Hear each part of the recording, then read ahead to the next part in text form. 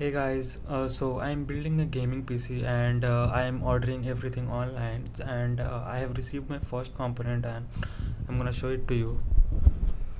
So this is i5 14th generation 14500 and I have received this box. Inside that box and this thing had this CPU cooler. It already has this this thing applied and it looks like this, the stock cooler, and this is the processor itself.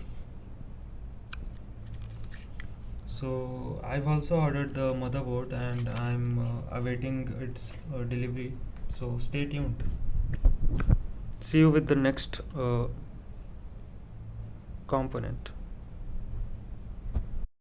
Hey guys, so I'm building a gaming PC and I am ordering everything online and I have received